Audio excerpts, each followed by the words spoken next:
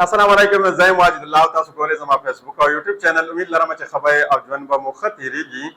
ګیم دا وخت ان دی او ګیم تر اوسه پورې بند شوی نه دی. یعنې پاکستان تحریک انصاف چې د 15 تاریخ د ډي چوک باندې د کومه احتجاج اعلان کړی دی، هغه اوس د هغې د طرف نه چې کومه صورتحال دی هغه مزید خطرناک کیږي، ځکه چې د سیستم او د نظام د طرف نه دا اعلان شوی دی چې ملک او ریاست چې کومه دی د خپل طرف نه چې د هغې سره څومره وسایل دي هغه به بروکار راولي او د پاکستان تحریک انصاف د احتجاج به هغه منع کوي. یعنې د هغې دپاره به دوی رکاوټونه پیدا کوي او دا احتجاج چې کومه دی دا به منع کوي. د هغې دپاره چې دوی څومره زیات کوشش کولی شي هغه به دوی کوي، ځکه چې دوی ویل دی چې پاکستان تحریک انصاف یو شرپسنده ټوله ده او د دې شرپسند ټولې نه ځان خلاصول چې کومه دی دا ډېر زیات ضروري دی،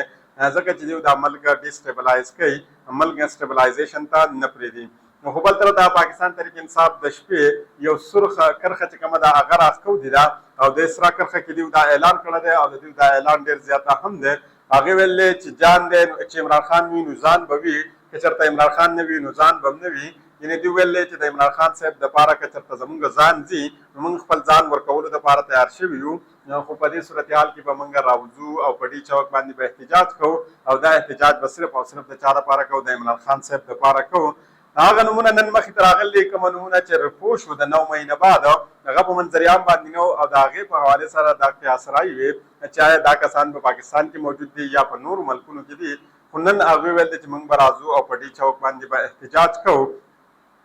د پاکستان که موږ موجوده چې کومه لیډرشپ په منظریان باندې دی که د دې خبره وکړو نو دې کې څوک نه څه نه څه ذریعې باندې څوک په څه نه څه لاره باندې د اسټبلیشمنټ سره په رابطو کې دي. خو که موږ چېرته خبر وکړو چې څوک په رابطه کې نه دی نو هغه صرف او صرف یو کس نه دی چې هغه د عمران احمد خان نیازي، یعنې قیدي نمبر 804. هغه دا وخت د اسټبلیشمنټ سره په هېڅ قسمه رابطه کې نه دی. د دې نه علاوه چې څومره موجوده لیډرشپ دی دا څه نه څه ذریعه باندې چې کومه دی د اسټبلیشمنټ سره په رابطه کې دی. که موږ د دې سره سره وګورو پاکستان تحریک انصاف د دننه هم اوازونه شروع شوي دي، خو د دې باوجود د حکومت دپاره د شهباز شریف صاحب دپاره د مریم نواز صاحبه دپاره او بالخصوص نه د محسن نقوي صاحب دپاره یو غټه دچکه لګېدله او دا دچکه دومره زیاته غټه دچکه ده چې د هغې په حوالې سره یو غټ کلیم شوی دی. هغه زه ستاسو مخې ته ږدم او یقینا د دې نه داسې ښکاره کېږي چې په پاکستان کې یو سیول نافرماني شروع شو ده. دا سیول نافرماني څرنګه شروع شو ده دا هم زه ستاسو مخې ته ږدم. د دې نه اول راځو د عمران خان صاحب د خور نورین نیازي هغې خبره کړله او هغې ویلي وو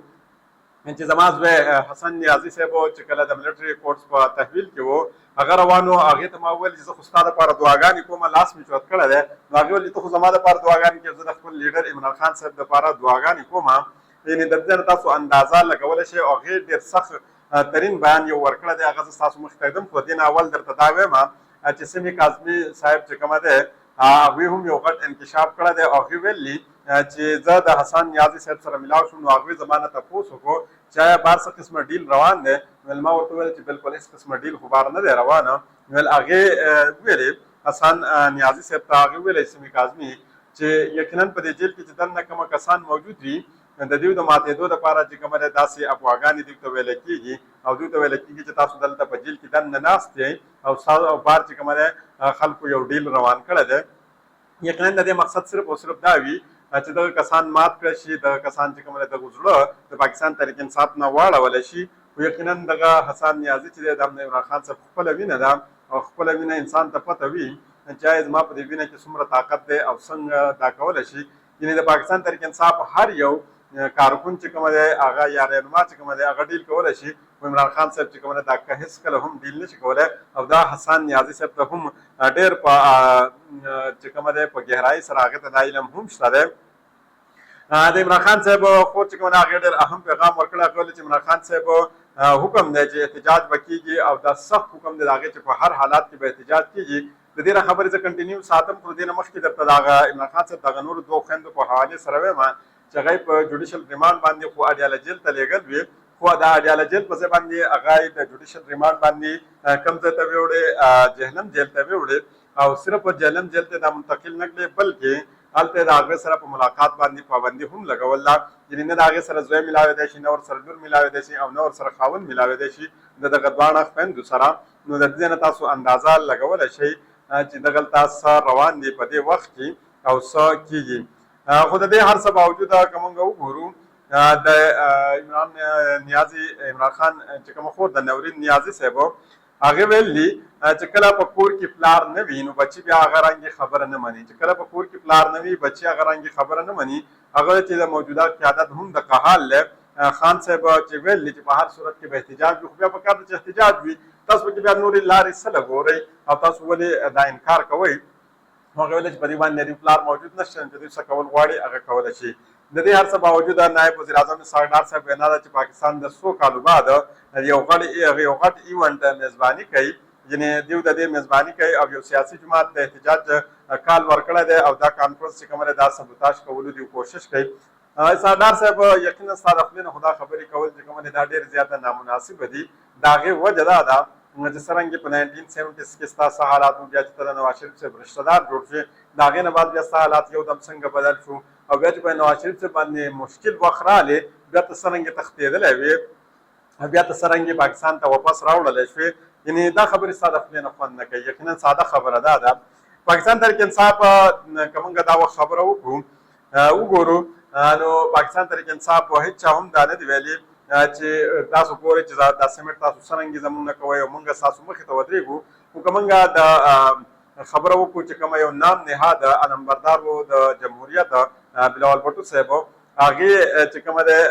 هغې ډېرې خبرې کړو یو غټې غټې بړکیانې ولي. یعنې که موږ وګورو په دې وخت کې دا یعنې ترمیم ټیکهدار هم جوړ شوی دی، په قاضي اعظم باندې هم د الزام لګول دی چې قاضي اعظم صاحب ویلي وو چې هغه به څه کوي دا یعنې ترمیم به په پاکستان کې کېږي. یقینا دا به هغه ته په غوږ کې ویلي بلاول بټو صاحب ته یا به د هغې د مور په غوږ کې ویلي او ده به د مور په خېټه کې اورېدلې وي. یقینا د بلاول بټو خو دونه عمر نشته چې هغې دا خبرې د قاضي اعظم نه اورېدلې وي. خو چې کله د عمران خان صاحب حکومت و نو بلاول بټو صاحب په غټې غټې نارې والې چې زه ګورم تاسو دا OIC کانفرنس څنګه کوئ، زه به ستاسو مخې ته راځم. خو د پاکستان تحریک انصاف د یو رهنما نه تاسو دا نه دي اورېدل چې هغې دا ویلي چې تاسو دا کانفرنس دا سمیټ به تاسو څرنګه کوئ موږ به ستاسو مخې ته ودرېږو. که موږ د هغه وخت خبره وکړو چې کله پاکستان په ګرین لیست کې و عمران خان صاحب دوی ته وویلې چې راځئ موږ به یو ځای شو چې دا پاکستان د ګرین لیست نه وباسو ځکه چې دا پاکستان مجبوري ده. خو په دغه وخت کې هم د کومه چې زموږ سره موجوده د PDM ټوله ده یعنې مسلم لیګ نون او پیپلز پارټي دوی ویلې چې نه د دې نه اول به یو کار کېږي او کار به دا کېږي چې موږ ته به NRO ملاویږي، یعنې د نیب دا څومره ترامیم چې دي دا به تاسو کوئ. د دې نه بعد به بیا به موږ سوچ کوو چې آیا په وخت کې اپوزیشن لیډر څوک و، نواز شریف شهباز شریف صاحب و، هغې ویلې چې د هغې نه بعد به بیا موږ دا سوچ کوو چې آیا په دې ګرین لیست نه د پاکستان د ایستلو موږ په ایستلو کې موږ ستاسو سره ملګرتیا وکړو او که ونه کړو. یعنې اوس خو دا پاکستان ته وایي پاکستان تحریک انصاف ته وایي چې تاسو خو د ملک مفاد ته نه ګورئ. یقینا هغه وخت تاسو رعایت کړئ چې په وخت کې تاسو د ملک مفاد ته کتل که لاول هم خپل ځان ته کتل. یقینا د دې دپاره هغه نیب ترامیم وشو، د هغې نه بعد بیا دوی د حکومت سره ملګرتیا وکړه.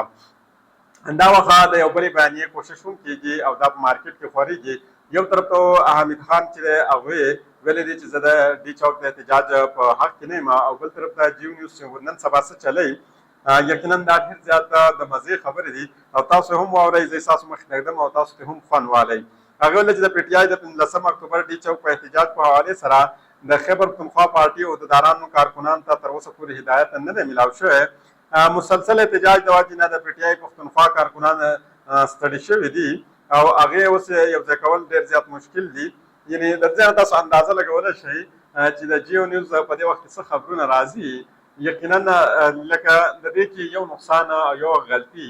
دا د پاکستان تحریک انصاف هم ده، لکه څرنګه چې علي ګنډاپور صاحب دا خبره کړې وه چې پاکستان تحریک انصاف سره مزید پیسې نشته. د دغه ځای نه تاسو اندازه لګولی شئ. خو په دې وخت کې دا کومه چینل چې دا هم خپل بھرپور کردار ادا کوي هغه کسان په منظریان باندې راغلي چې کومه تر اوسه پورې ریپورټ شو چې پای کې حماد اظهر صاحب دی، مراد سعید صاحب دی. مراد سعید صاحب ویلي وو چې زه په ډسپلین باندې یقین ساتم او یقینا ډسپلین چې کومه دی د یو تنظیم لپاره ډېر زیات لازمي وي. د خپل لیډر حکم چې کومه دی دا په ما باندې هم ډېر زیات لازمي دی. خو چې کله زما د لیډر جان ته د هغه ځان ته خطره شي نو یقینا بیا زما دپاره هېڅ قسمه خبره چې کومه ده په هغې باندې زه یقین او ایمان نه لرم. حماد اظهر صاحب هم دارنګې خبره کړله. هغې ویلې چې سوال دا دی چې حکومت که چېرته دا سمیټ دا کانفرنس هغې دومره زیات د فکرمند وي د هغې په حوالې سره نو د عمران خان صاحب چې کومه قانوني حق دی د هغې مطابق د هغې سره د ملاقات اجازت دوی ولې نه ورکوي. هغه ویل چې دا کانفرنس بهانه د استعمالي او مسلط او جاري حکومت یو نوی سازش او تیاری لګیا دی عمران خان صاحب د حفاظت او د صحت په حواله سره قوم چې کومه د په تیار کې ولې ساتلې ده. عمران خان صاحب زموږ ریډ لاین دی دا وخت کو په ملک کې یا د موجوده ملک څوک دا یو دلدل نه د دې دلدل نه استل شي نو هغه صرف او صرف یو کس دی چې هغه عمران خان صاحب دی. هغه چې د 15 اکتوبر د احتجاج چې کوم عہدیداران او ټیکټ نو هولډران دي چې چرته دیو په کې شریک نشو یعنی هغه چې خبر پنځه سره زما کار شي هغه علی من ګنابور سے پوښا خو په پنجاب کې یو عہدیدار یا یو ټیکټ هولډر په دې کې شامل نشو نو هغه ول چې یقینا په بل ورځ باندې با هغه د پارټي حصہ نه وي او هغه موږ د پارټي نه طریقو په 15 اکتوبر باندې با احتجاج موږ کوو زه په خپل د دې سربراهي کوم که زما ځان په دې کې ځینو لاړ دي شي خبر انده خو زه به راځم او دا خبره چې کومه د عمران خان صاحب هم کړله چې مراد سعید او حماد اظهر صاحب ځان ته خطره ده ان دې ته په میدان ته راتلل نه دي پکار خو کدار سکیږي خو د دې باوجود مریم نواز سرکار د لپاره محسن نقوی صاحب د لپاره شهباز شریف صاحب لپاره اسانتیا نشته ځکه چې یو سینیئر جرنالست اتحاد شرازي صاحب هغه یو کلیم کړی دی دغه دا کلیم د تاسو مقتدم یقینا د اتنټیک خبر نه دی دا څه په ریسورس نه دی ملاو شوی بلکې صرف او صرف دا کلیم دی د سینیئر جرنالست اتحاد شرازي صاحب هغه ولې چې پنجاب پولیس ممکنه تور باندې سیول نافرمانی شروع کړله لدرا کې 15 پولیس د پی ټی آی د احتجاج د رکاوټ لپاره اسلام آباد لونه هغه انکار کړی دی د هغه په بنا باندې دیو برطرف شو دی چې مزید د شلو اهلکارو خلاف چې کومه کاروایی هم شروع شو دا تاسو د ځنه اندازه لګولای شئ چې په ملک سره باندې د بلی ویډیو پوری ماته اجازه راکړئ الله